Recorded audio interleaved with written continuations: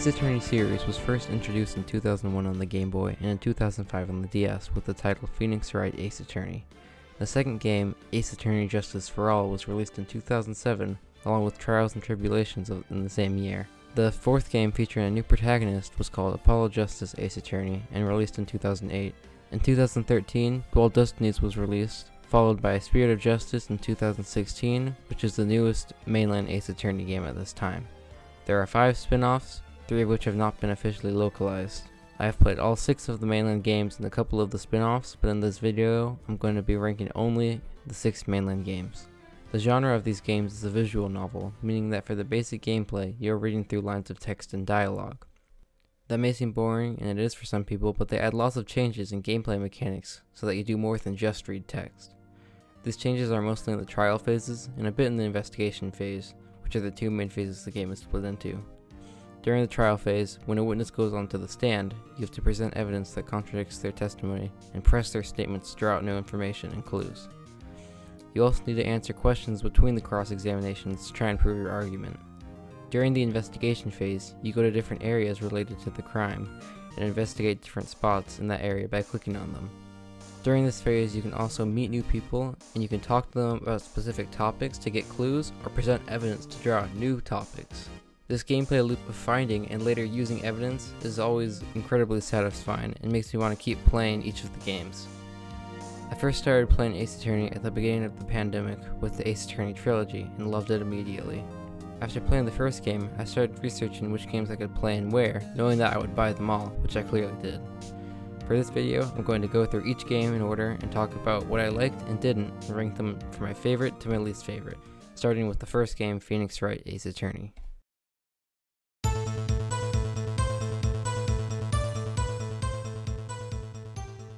Phoenix Wright Ace Attorney, as I previously mentioned, was introduced in 2001 for the Game Boy in Japan and was later ported and localized to America on the Nintendo DS in 2005. This game shows the origin story, so to speak, of the main character for the first 3 games, Phoenix Wright. You play through 4 cases, including his very first case, and an extra 5th case that was added in the DS port. As it is the first game, there is very little in terms of gameplay variation. It's very simple, and nothing about it changes throughout the game, albeit for a couple minigames in the 5th case, which makes sense as it was added in the later port. The puzzles themselves are generally well designed, and the difficulty is what you'd expect from a puzzle game. Although sometimes, though it doesn't happen often, if you figure out the puzzle before you are supposed to, it feels like you're fighting the game to try and solve the puzzle the way the game wants you to. Also, sometimes the evidence you need to present and where is way too specific, so that even if you have the right idea of how to solve the puzzle, it again feels like you're fighting the game to try and solve the puzzle the way it wants you to. This is normal in most mystery games, as they often need to find a balance between letting the player figure out things on their own and reminding them themselves, which this game generally does a good job of, but when they slip up, it's very noticeable and can be very frustrating. I will say though, when you finally do get the answer, the game makes it feel very satisfying. The music itself is already amazing, but the timing of the music with the story always makes the mood even better. It helps the game feel sad when it needs to, feels intense when it needs to, and it makes you feel powerful when it needs to. The visual presentation is also great. It does a bit more than most visual novels, as instead of just static images for the characters, they animate talking and certain other actions. This adds just that little bit of detail so that the game feels more alive. The story itself goes into lots of depth into its main characters. It does a good job making you care for them so that when something bad happens to them, it makes it much more impactful. Notice that I only said the main characters though, because there are a lot of cases, and because of that there are a lot of extras and random characters that serve as the victims of each case. This means that, apart from one of the cases, you have no connection to the characters that died, so that none of their deaths feel very important until you finish the case. They favor believable cases with well-designed puzzles, rather than plot twists and super surprising stories. There are plot twists, but they don't feel as crazy as other games. I guess I'm kind of making it sound bad, but I actually think they're making the right choice to slightly favor the story making sense, rather than making it super surprising, as the setting is meant to feel mostly believable as well because you're playing as a lawyer. Overall, what I'm getting at is that this game is a perfect start for the series. The story, gameplay, and presentation set a great precedent for the series to follow. There is some room for improvement, and there will need to be lots of innovation to stop the series from feeling stale over time, but this game is a great start for a great series that hopefully will only improve over time. And because it's the only game I've ranked so far, it gets ranked as number 1. So good job.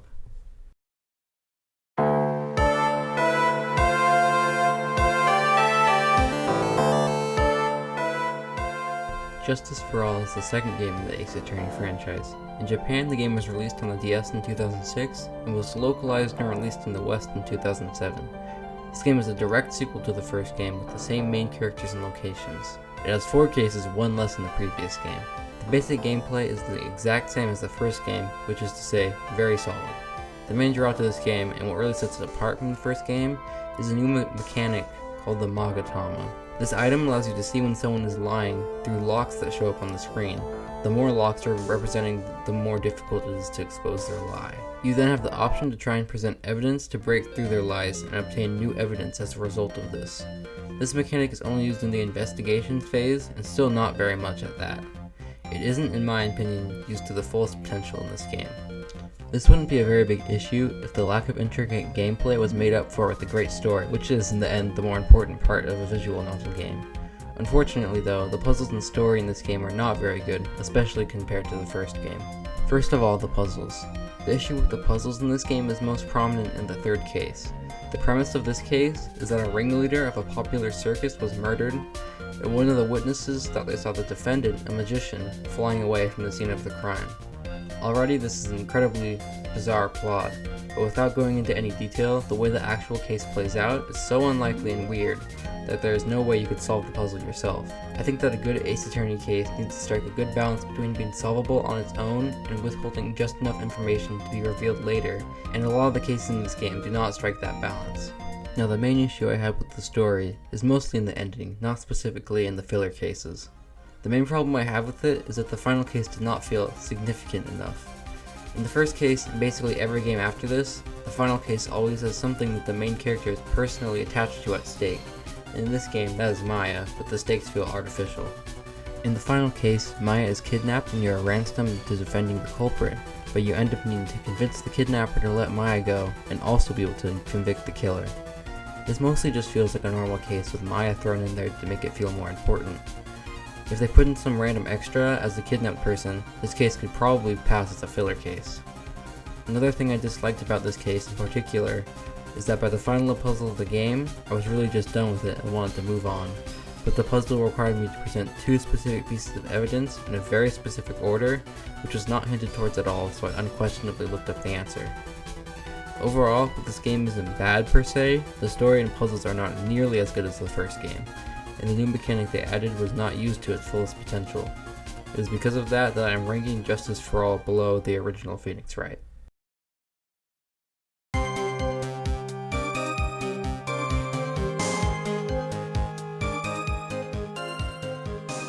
Trials and Tribulations is the third Ace Attorney game. It was released for the Game Boy in 2004 and was localized and ported to the Nintendo DS in 2007. This game features the same set of characters and locations as the previous games, apart from the new prosecutor named Godot. There are no new mechanics in this game. It features the same basic gameplay as the first 2. It still includes the Magatama mechanic, but in my opinion it does a better job implementing it than the previous game. This is not the only thing they improved though. I think this game is a much better overall design in terms of gameplay.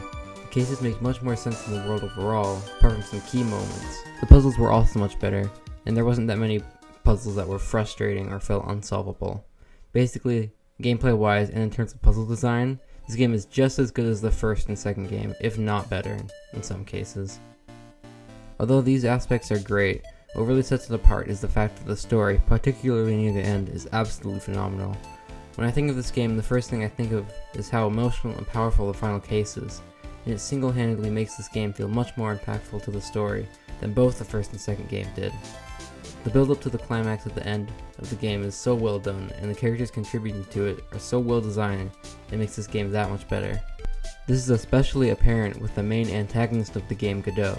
He starts out being so mysterious, and you learn little bits and pieces of him as the game progresses until the final case, where all of these hints and clues about him, among other things, all come together and the game is wrapped up very nicely with a satisfying conclusion. While I wish there are more connections in the filler cases to the final case, besides a couple of hints and the presence of Godot in general, I think that the individual filler cases also had great plots and characters, although they were not nearly as impactful as the final case. I especially like the second case of the game. It had an incredibly interesting defendant and culprit, and these characters, along with the interesting premise of the case, made for a great time. I'm really only scratching the surface on how great this game is, but you get the idea. Another thing I wanted to mention is the game's soundtrack and how fantastic it is. All of the music in this game fits so well with whatever mood it's trying to set, and it adds to every experience of the game. In conclusion, this game fixes all of the missteps of the second and even the first game, and in some areas greatly improves on them. I don't think I really need to say much more to this. You can probably tell how much I like the game just by how much I'm praising it, and there are only so many synonyms to great and fantastic that I can say without sounding repetitive. As for the ranking, I'm ranking this as the best of the trilogy so far.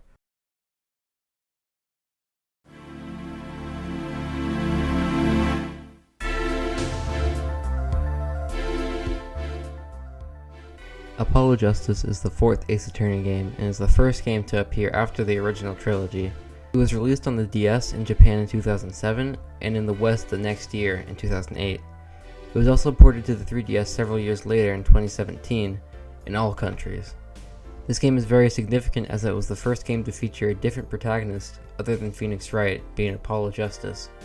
This game takes place 7 years after the third game, Trials and Tribulations, where Phoenix has been disbarred as an attorney and Apollo becomes his apprentice with Trucy, Phoenix's adopted daughter, as his sidekick.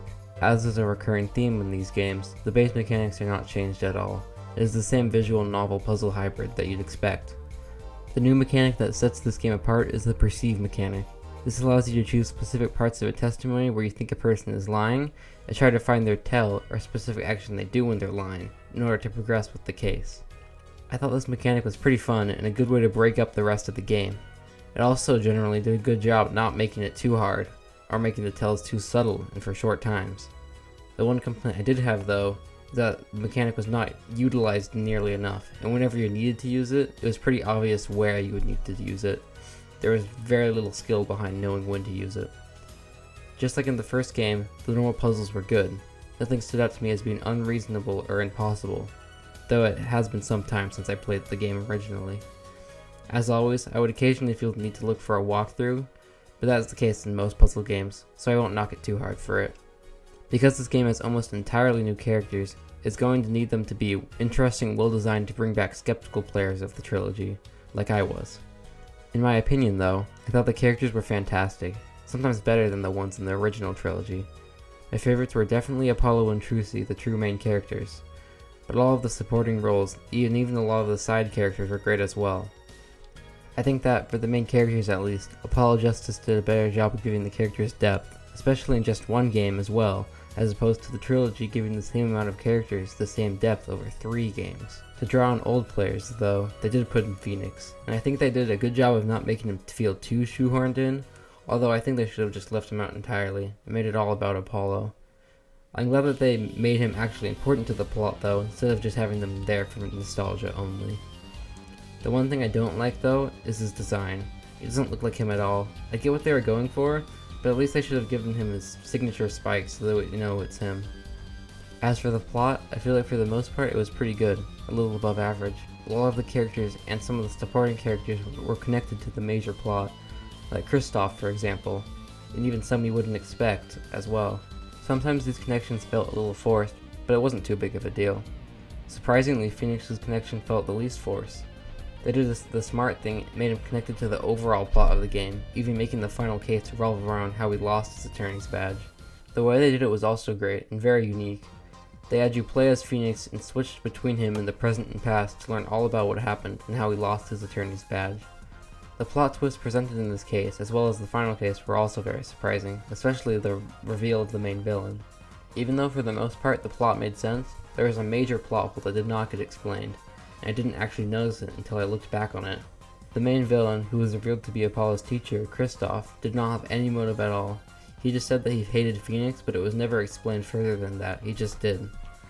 Besides this though, the game is great. A pretty solid, albeit underused mechanic, good puzzles, great cases, and amazing characters.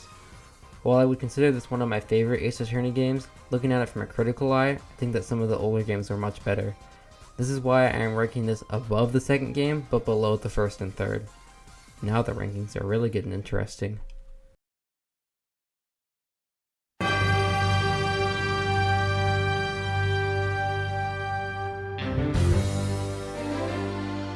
Dual Destinies was released in 2013 and marked another pretty major turning point in the franchise. They made many changes to the game and added a new protagonist, Athena Sykes. They greatly marketed the change to 3D and the new features they added utilizing this change. In this game you play as Apollo, Athena, and the returned Phoenix Wright. The story takes place in the dark era of false charges and fabricated evidence caused partly because of the unfair disbarring of Phoenix Wright and Apollo Justice. I have a whole lot to say and some very strong opinions on this game. I've been having a hard time with wording my thoughts, especially on the story, so please bear with me and cut me some slack. I'll give my thoughts on the story first to get it over with.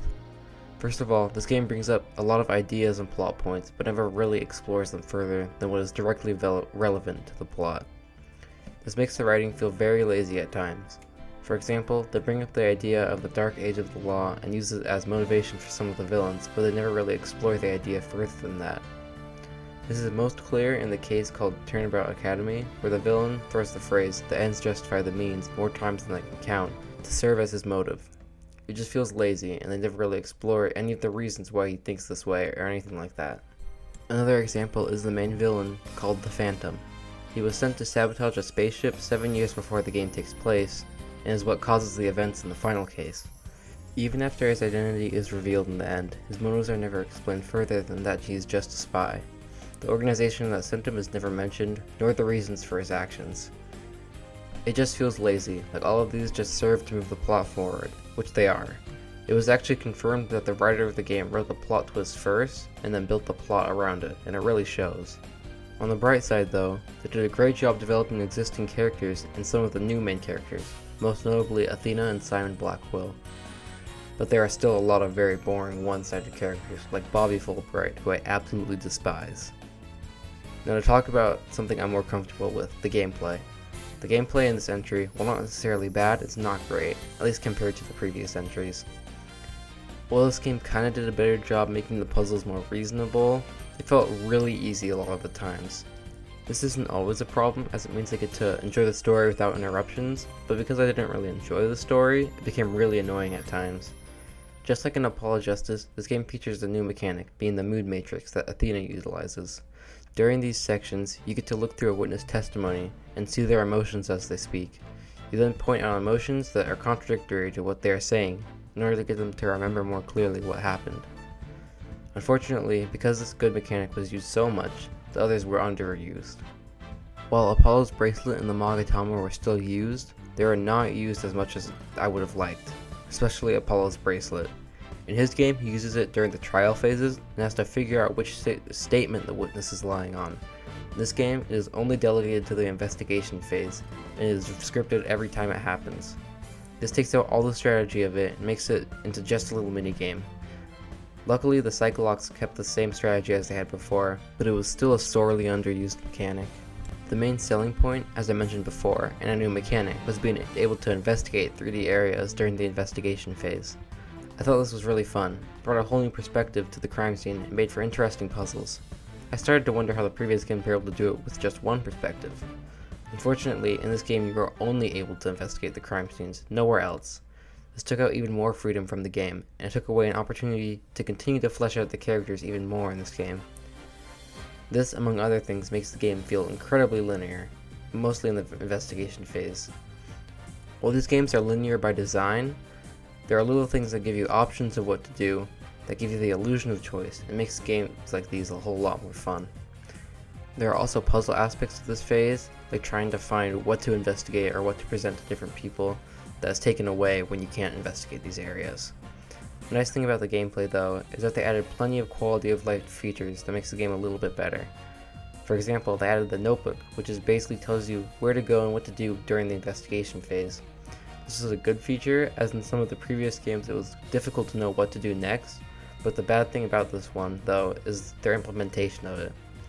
The way they did it made the game feel a lot more linear because it took away even more of your choices and puzzles by just telling you what to do next. If they had multiple things to do, you could do them in different orders, or made the hints in the notebooks more vague, this feature would have been much better. As you probably picked up by my ranting, I don't particularly like this game. I feel like the game took one step forward and two steps back in all aspects. For example, while this game had some amazing characters, the plot was not great. They added a fun new mechanic, but underused and even removed some older mechanics. There were quality of life improvements, but poor implementation, among other things that diminished their effects. There was a lot more I wanted to say about this game, but I had to cut myself short, so I hope I was able to get my points across. I think that if you play this game by itself, you wouldn't hate it, and you actually might like it, but compared to the other 4 games, this one greatly pales in comparison, so I'm putting it at the very bottom of the list.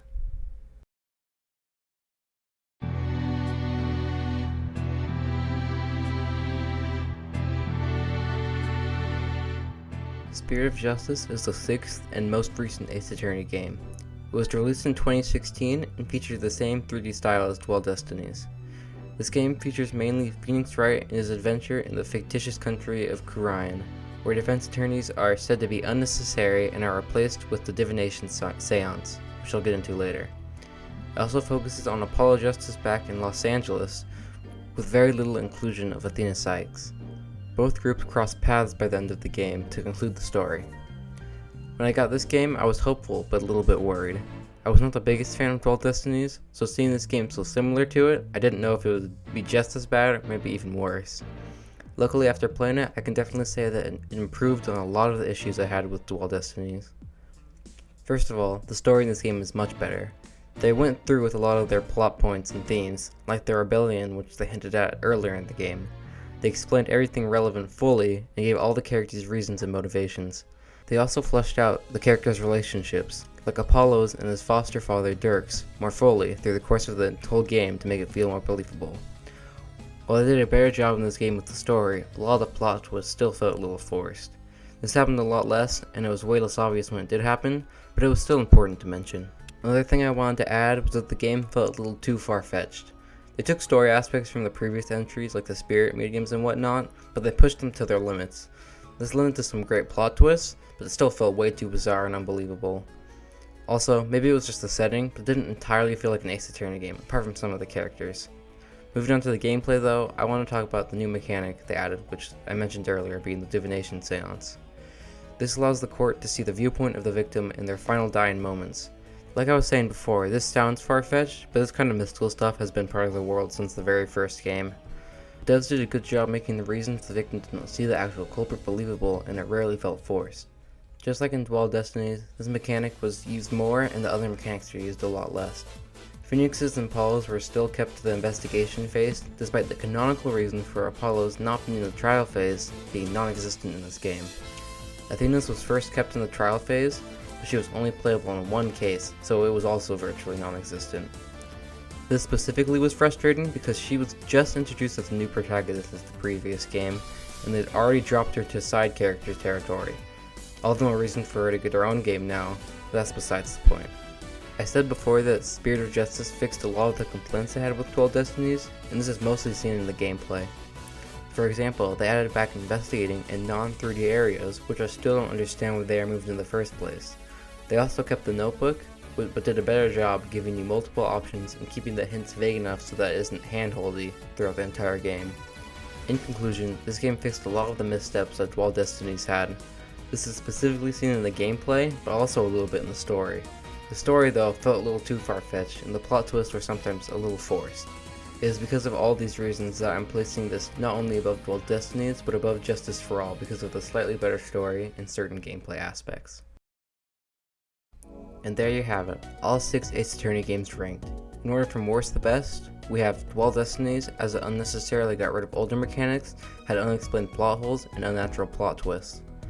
Above that, we have Justice for All. It had the weakest story of most of the games, and a lot of the cases felt disconnected, although it featured a great, albeit underused, new mechanic.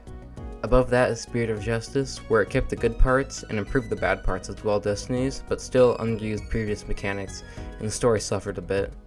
At third, we have Apollo Justice, because of its great new mechanic with awesome characters and a story to back it up, apart from some unexplained plot holes. In the second place is the first Ace Attorney game. It was a great origin story and was incredibly fun even without the more flashy mechanics. Finally, my top favorite Ace Attorney game is Trials and Tribulations. It left the biggest impact with the story, and it also fixed a lot of the complaints I had with Justice for All. This ranking will probably change over time, but this is what I'm sticking with for now. This video was incredibly difficult to make since it was basically a mini review of 6 different games. I wasn't able to touch on all the topics I wanted to for each game because I was trying to keep each of the individual reviews short, So I hope I was able to successfully get my point across. If you want to, please let me know how you think. I want to make these reviews better, so any constructive criticism will help. Other than that though, that's all I want to say for this video. Really Guy out. That was so cringe.